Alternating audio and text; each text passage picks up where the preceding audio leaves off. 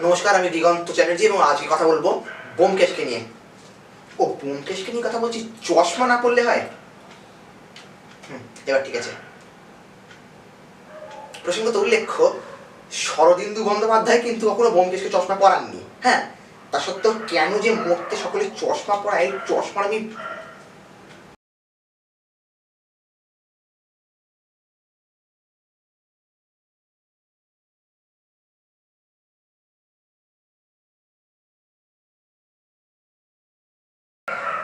নমস্কার, আমি দিগন্ত Chatterjee.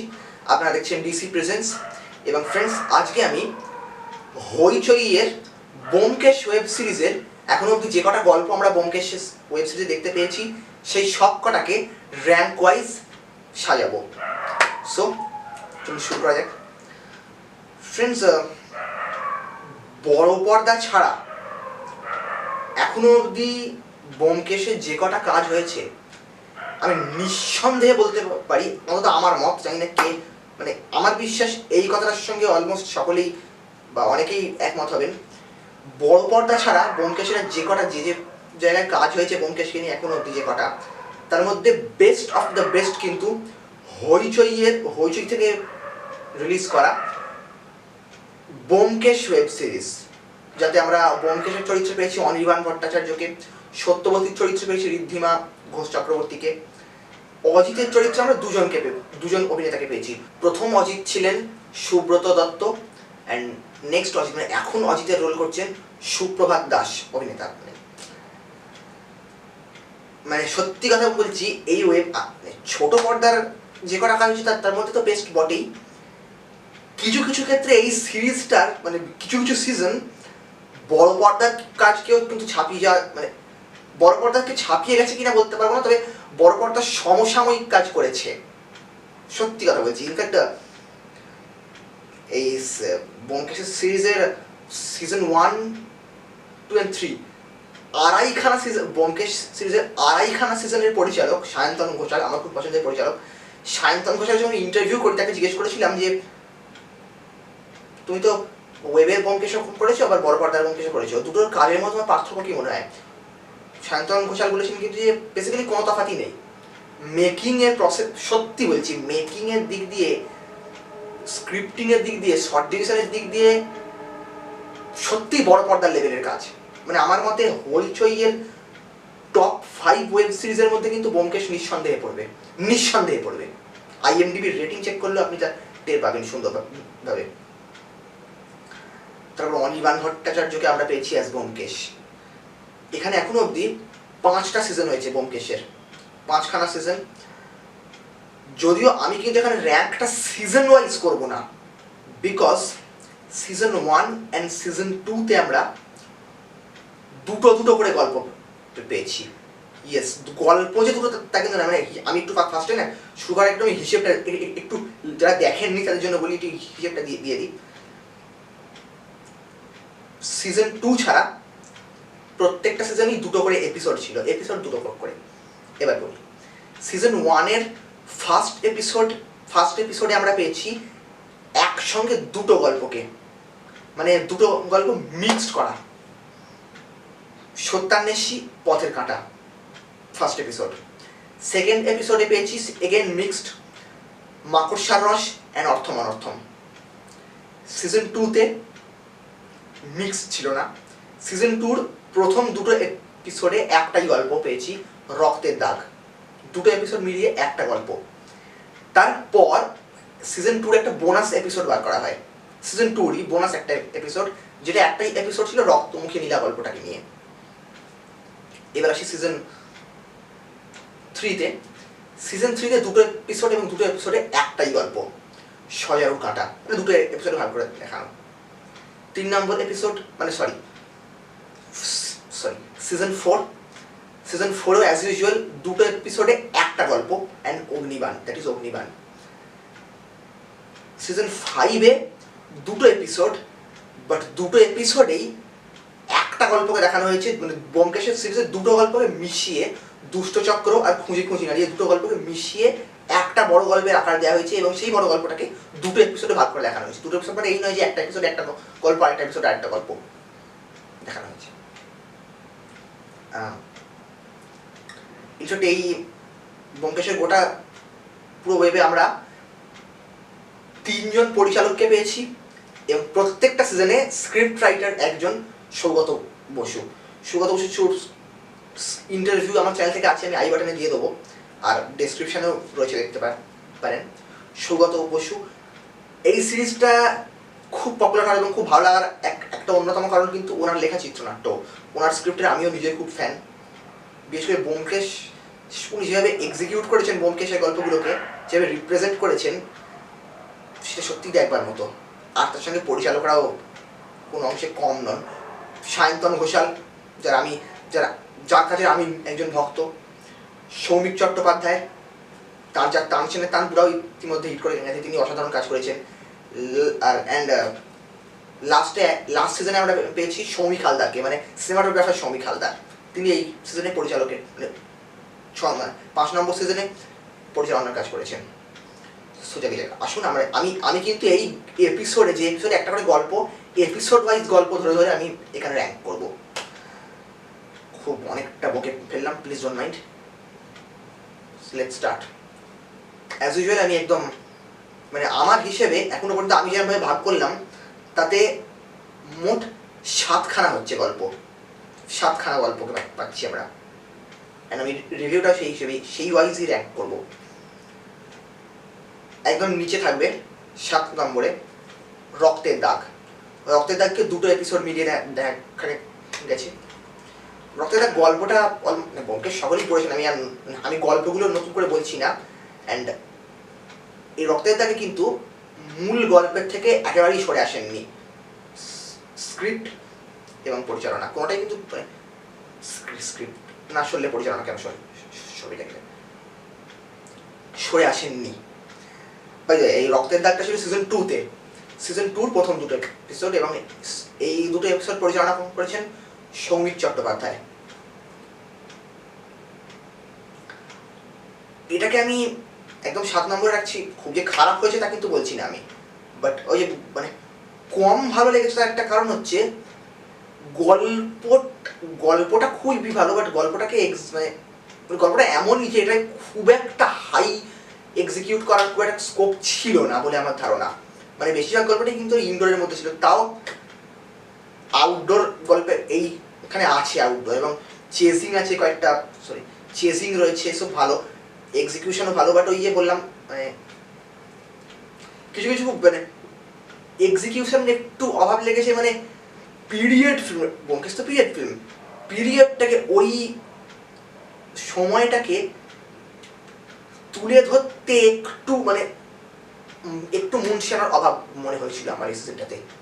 That is Y গল্পের ফিলটা চরমভাবে পেলেও সেই মানে বাকিগুলো যেরকম একটা এক্সাইটেডমেন্ট ফিল করেছিলাম সেটা এখানে একটু কম পেয়েছি। খুব ভালো লেগেছিল এখানে অভিনয় তো সবেতেই ভালো, এবং বাই দ্য ওয়ে এই গল্পটাতে কিন্তু অজিত হিসেবে আমরা পেয়েছিলাম সুব্রত দত্তকেই। রক্তের দাগ মানে সত্যকাম দাস আছেন, সত্যকামে চরিত্রে আমরা পেয়েছি আরিয়ান ভৌমিককে। রক্তের দাগ গল্পটা যারা পড়েন নি তারা অন্তত ব্যোমকেশ গোত্র নিশ্চয়ই দেখেছেন, ব্যোমকেশ গোত্র ছবিটা। ব্যোমকেশ গোত্র এই গল্প অবলম্বনেই। ব্যোমকেশ গোত্র আমার খুব ফেভারিট ছবি, মানে আমি যাই হোক এইখানে কিন্তু মানে সত্যকাম দাসের চরিত্রে ছিলেন আরিয়ান ভৌমিক, উষাপতি দাসের চরিত্রে ছিলেন সপ্তর্ষি মুখার্জি। সপ্তর্ষি মুখার্জি একটা সময় আগে ছোট পর্দায় উনি ব্যোমকেশের চরিত্র অভিনয় করেছিলেন। স্বপন ঘোষালের পরিচালিত ব্যোমকেশের টেলি সিরিজে, যদি ওইগুলো আমার একদম ভালো লাগেনি। স্বপন ঘোষালের করা 2টো ব্যোমকেশ সিরিজ মানে টেলি সিরিজ আমার একটাও ভালো লাগেনি। যাই যাক, কাম টু দ্য পয়েন্ট। যাই যাক, মানে রক্তের দাগটাকে এই কারণে 7 নম্বরে রাখছি।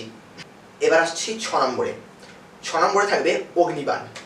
ইয়েস, অগ্নিবাণ তো বোধহয় আমার মনে হয় এখনো পর্যন্ত সব থেকে বেশিবার চিত্রিত হওয়া কোনো ব্যোমকেশ গল্প।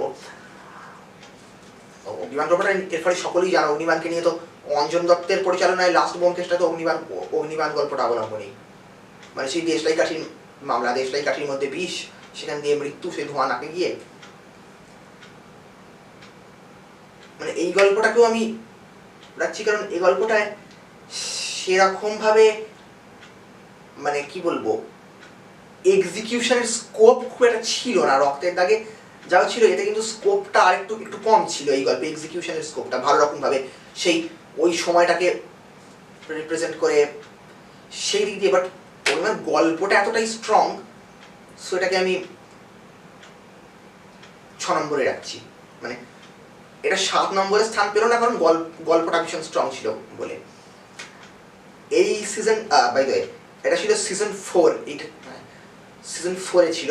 আর এই গল্পে আমরা অজিত হিসেবে পেয়েছি, প্রথমবার পাই সুপ্রভাত দাসকে, অভিনেতা সুপ্রভাত দাসকে। এই গল্পটা সত্যবতী ছিল না, মানে এই গল্পটা মানে এই সিজন এই এটা গল্পটা সত্যবতী ছিল না, তো সত্যবতীকে একটু মিস করেছিলাম। বাট অগ্নিবাণ গল্পটা খুব, মানে এটা নিয়ে বেশি কিছু বলছি না, মোট কথা অগ্নিবাণটাকে আমি রাখছি 6 নম্বরে। এবার আসি 5 নম্বরে। 5 নম্বরে থাকবে সজারুর কাঁটা। এই সজারুর কাঁটা হচ্ছে সিজন 3-তে, এটা হচ্ছে সিজন 3-তে, এবং অজিত হিসেবে এখানে আছে সুব্রত দাস ছিলেন। এইটার পরিচালনা করেছেন সায়ন্তন ঘোষাল। আগের দুটো কথা বললাম, রক্তের দাগ আর অগ্নিবাণ, এই দুটোর পরিচালনা করেছেন সমীর চট্টোপাধ্যায়, দুটোরই। সজারুর কাঁটার পরিচালনা করেছেন সায়ন্তন ঘোষাল। এটাকে 5 নম্বরে রাখার একটা কারণ, মানে এরপরে দেখবেন আমি যে পিছনে যে 3টেকে রাখলাম, সে 3টেই কিন্তু একটা গল্পকে 2টো এপিসোডে ভেঙে দেখানো, বড় করে দেখানো। বলছি না যে এটা খারাপ, বাট আমার মনে হয়েছে বাকিগুলোর তুলনায় বাকিগুলো এত ভালো যে তার তুলনায় এই 3টে একটু পিছিয়ে এসছে। বাট সজারুর কাঁটাটাকে আমি অন্য দুটোর থেকে আগে রাখছি, কারণ বিকজ অফ দ্য স্টোরি। আর স্টোরিটা এখানে বড় গল্প হলেও যেভাবে রিপ্রেজেন্ট করা হয়েছে 2টো এপিসোডেই, অসাধারণ লেগেছে। মানে খুব ডিটেলিং ছিলই, তার সঙ্গে মানে সায়ন্তন ঘোষালেরই তো এত সুন্দর ডিটেলিং ছিল। আমি উইথ ডিউ রেসপেক্ট, আমি কাউকেই ছোটো করছি না, বাট সবাই খুব ভালো।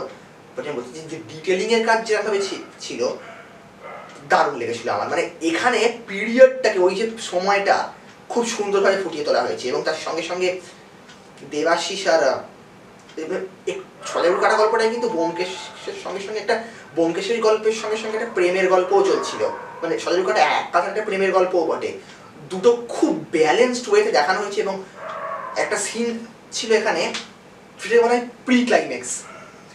ব্যোমকেশ সকল সাসপেক্টদেরকে সামনে বসিয়ে বোঝাচ্ছে যে কীভাবে অপরাধটা হয়েছে বা অপরাধের মোটিভটা কী, প্রি ক্লাইম্যাক্সে এটা। এবং একটা নাটকের একটা স্টেজের মধ্যে ব্যোমকেশ এরকম কালো কোট হ্যাট ফ্যাট পরে বোঝাচ্ছে, আর দর্শক আসনে বসে আছেন সবাই। দারুণ, মানে ওই জায়গাটা খুব সুন্দরভাবে দেখানো হয়েছে ওটা। সজারুর কাঁটা গল্পটা এখনো অব্দি যত জায়গায় রিপ্রেজেন্ট করা হয়েছে, যেরকমভাবে দেখানো হয়েছে, এটা আমার বেস্ট লেগেছে, সত্যি কথা বলছি। এবার আসি 4 নম্বরে। 4 নম্বরে রাখবো সিজন 1-এর ফার্স্ট এপিসোড, সত্যান্বেষী আর পথের কাঁটা, মিক্সচার ঠিক বলবো কিনা জানি না, মিক্সচার বলা উচিত কিনা জানি না, দুটো গল্প নিশ্চয়ই সকলেরই পড়া। সত্যান্বেষী গল্পটা কিন্তু পুরোপুরি দেখানো হয়নি। মানে সিজন 1-এর পরিচালনা করেছেন সায়ন্তন ঘোষাল অ্যান্ড অজিত সুব্রত দত্ত। মানে এগুলো প্রত্যেকটা এপিসোড নিয়ে বলার আগে আমি পরিচালক অজিতের নামটা বলে দেবো।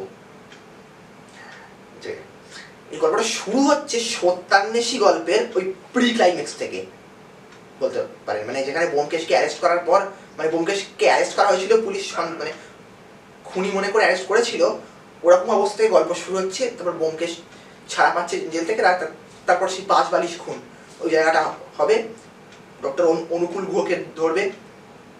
এই হচ্ছে শুরুর কয়েক মিনিট এইটা আছে, এবং এটাকে থ্রিলার ফরম্যাটে রাখা হয়েছে। মানে এমনটা নয় যে ওই খুন বালিশটা মারতে যাওয়ার পরে অপরাধীকে দেখছে, এখানে দেখতেছে যে অপরাধী অ্যাকচুয়ালি অনুকূল গুহ, এটা কোন থেকে বুঝতে পারবে। হাউ ডান ইট ফরম্যাটে বা হোয়াই ডান ইট ফরম্যাটে দেখানো হচ্ছে, হু ডান ইটটাকে ছেড়ে দিয়ে।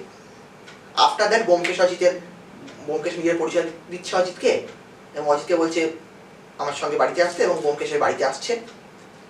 তারপর থেকে শুরু হচ্ছে পথের কাঁটার গল্পটা। মানে মেন গল্পটা পথের কাঁটাই, বাট ব্যোমকেশ আর অজিতের ইন্ট্রোডাকশনটা দেখানোর জন্য সত্যান্বেষী গল্পের শুরুটাকে দেখানো হয়েছে। মানে এটা খুব ভালো লেগেছে, মানে সত্যান্বেষী গল্পটাকে আর নতুন করে পুরোটা দেখাতে লাগেনি। মেন ফোকাস কিন্তু পথের কাঁটা। এখানেও বলি পথের কাঁটা গল্পটা এখন অব্দি যতবার রিপ্রেজেন্ট করা হয়েছে সব জায়গায় এটা বেস্ট লেগেছে আমার। মানে এখানে হচ্ছে সায়ন্তন ঘোষালের সেই যে সিগনেচার স্টাইলটা কিন্তু পাওয়া গেছে, মানে সেই অ্যাকশন সিকোয়েন্সে স্লোমো ইউজ করা, তারপর অদ্ভুত কিছু ক্যামেরার কাজ, ক্যামেরার লাইট নিয়ে খেলা, জায়গাটা খুব ভালো পেয়েছি। বিশেষ ক্লাইম্যাক্সটাকে, পথের কাঁটা গল্পের ক্লাইম্যাক্সে সেই সাইকেলে করে জানেন সকলেই, এটাকে আমি ওই জন্য এই এপিসোডটাকে ওই জন্য আমি 4 নম্বরে রাখবো। 3 নম্বরে রাখি, 3 নম্বরে থাকবে রক্তমুখী নীলা। এটা ছিল সিজন 2 এর, রক্তমুখী নীলা এটা সিজন 2 এর বোনাস এপিসোড। এই এপিসোডটা পরিচালনা করেছেন সায়ন্তন ঘোষাল। রক্তমুখী নীলা গল্পটা ব্যোমকেশ সিরিজে আমার মানে ব্যোমকেশ সিরিজের টপ 5 ফেভারিট স্টোরির কথা যদি বলতে হয় তার মধ্যে রক্তমুখী নীলা কিন্তু টপ 5 এর মধ্যে থাকবে। মানে খুব পছন্দের গল্পটা আমার, এবং এখনো পর্যন্ত রক্তমুখী নীলা যতবারই দেখানো হয়েছে আমি কিন্তু পুরোপুরি স্যাটিসফাইড হইনি প্রত্যেকটাতেই। মানে সত্যি বলছি আমি খুব একটা স্যাটিসফাইড হইনি।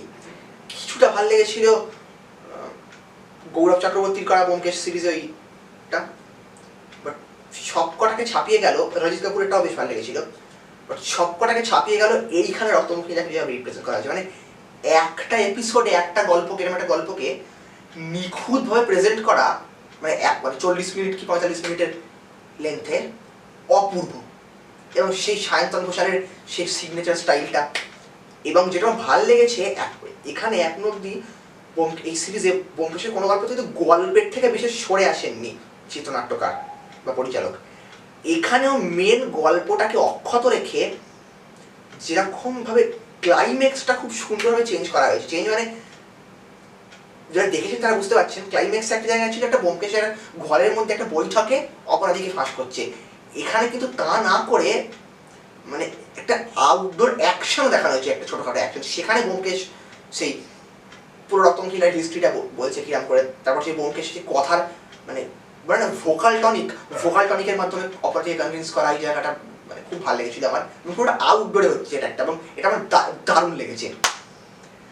পিরিয়ডটা এখানে খুব সুন্দরভাবে দেখানো হয়েছে, মানে ওই সময়টা আর্ট ডিরেকশন অপূর্ব। আর একটা খুব মানে ভালো লেগেছিল যেটা আমার মানে কি বলুন তো, এটা আমি খুব, এটা বোধহয় সিগনেচার স্টাইল এই হইচই এবং ব্যোমকেশের মধ্যে। এখানে সেটা খুব ভালোভাবে আছে যে একটা ক্যারেক্টার একটা বর্ণনা, ব্যোমকেশই একটা ব্যোমকেশ অ্যাজ ইফ কোনো একটা খুনের বর্ণনা শুনছে, খুন হয়েছে একটা, শুনতে শুনতে হঠাৎ করে সেই খুনের জায়গাটার মধ্যে ব্যোমকেশ পৌঁছে যাচ্ছে। মানে কল্পনা করছে ব্যোমকেশ যে ব্যোমকেশ ওইখানে আছে এবং দেখতে পাচ্ছে, মানে খুন হচ্ছে, হরিপাদ খুন হচ্ছে, ব্যোমকেশ খুনের সামনে দেখছে ওটা এবং মানে দেখাচ্ছে যে এরকম ভাবে খুন হলো, মানে পুরোটা কিন্তু কল্পনা।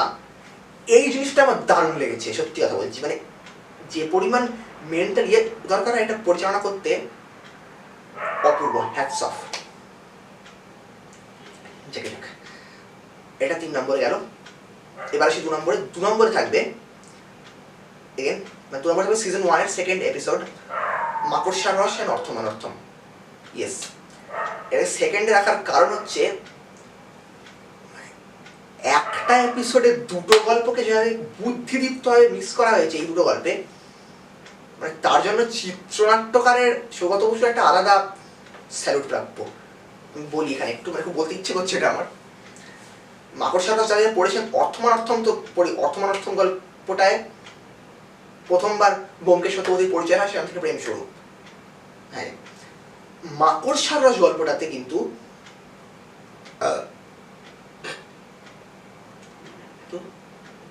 গল্পে ছিল ব্যোমকেশ তখন জালিয়াতির একটা কেস নিয়ে ব্যস্ত, মানে গল্পে ছিল মেন গল্পে জালিয়াতির একটা কেস নিয়ে ব্যস্ত বলে ওই মাকড়সার রস শুনে নন্দকুমার বাবুর যে নেশা করছেন সেটা তদন্তটা করতে বা দেখা, মানে মানে গিয়ে মানে দেখতে অজিতকে রাখতে যে অজিত তুমি গিয়ে দেখো দিয়ে আমাকে বর্ণনা দিও, আমি এই জালিয়াতি কেসটাকে সামলাই। এটা ছিল মেন গল্পে। ওয়েবে এই দুটোকে মিক্স করার জন্য সুন্দরভাবে দেখানো হয়েছে যে ব্যোমকেশ এখানে অর্থমানর্থমের কেসটায় ব্যস্ত, ব্যোমকেশ একদিকে এখানে তদন্ত করছে এইটাই, আর অজিত যাচ্ছে অনন্দবাবুর বাড়িতে মাকড়সার রসের কেস সলভ করতে, এবং ফিরে এসে ব্যোমকেশকে বর্ণনা দিচ্ছে। অপূর্বভাবে দেখানো হয়েছে।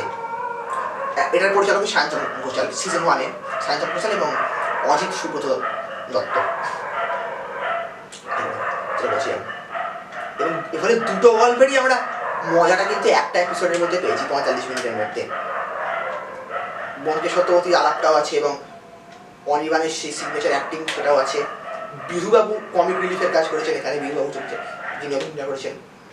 অ্যান্ড নাও নাম্বার ওয়ান থাকবে যেটা বাকি রয়ে গেল সিজন 5-এর দুটো এপিসোডই, মিক্সচার অফ দুষ্টচক্র অ্যান্ড খুঁজি খুঁজি নারী।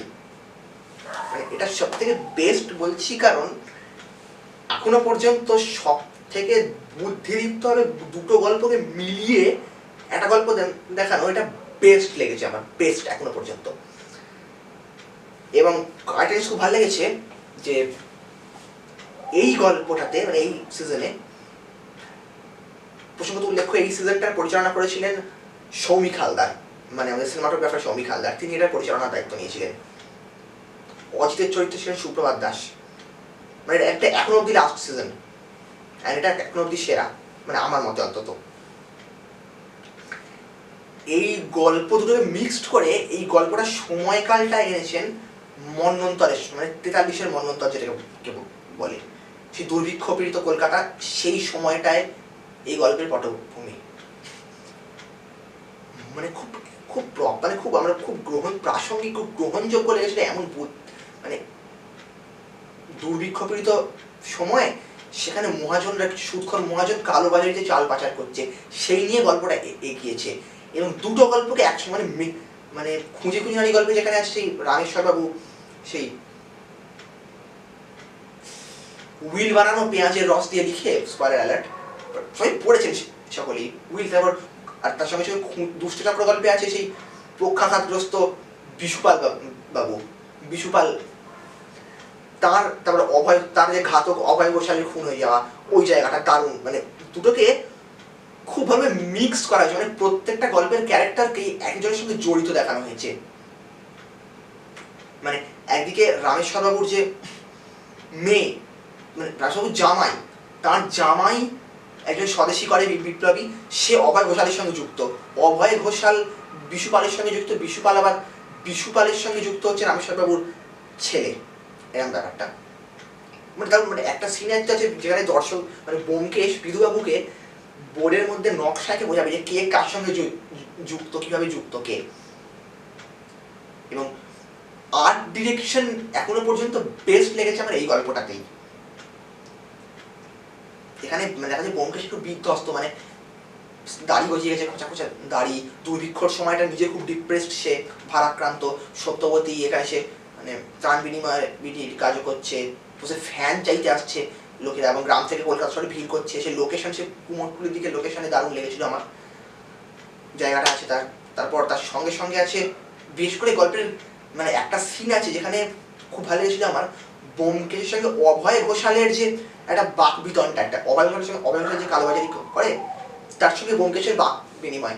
সেখানে অভয় ঘোষাল একবার ব্যোমকেশকে বলছে যে বেপরোয়া হয়ে যে, ব্যোমকেশ বাবু কালোবাজারি আরো বাড়বে। তো ব্যোমকেশ উত্তরে বলছে, ও আর এই যে গ্রাম থেকে এতগুলো শয়ে শয়ে মানুষ এখন তো ভাতের আশায় কলকাতা শহরে এসে ভিড় করছে, সেটা কি হবে? হ্যাঁ, মানে সে যে একটা বাক বিতনটা সেখানে, সেটা আমার দারুণ লেগেছিল।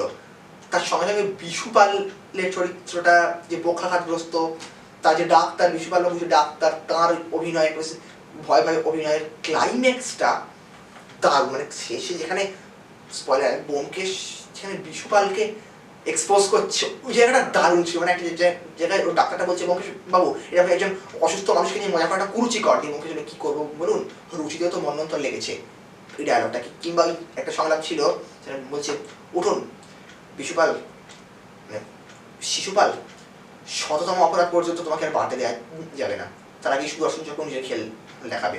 এইটা একটা কিছু জানতে পেরেছিলাম, অর্ধেকের বেশি পাঠক যারা নিজেদের বা দর্শক যারা নিজেদেরকে ব্যোমকেশ ভক্ত বলে দাবি করে, তারা ব্যোমকেশের গল্পগুলোই পড়েনি।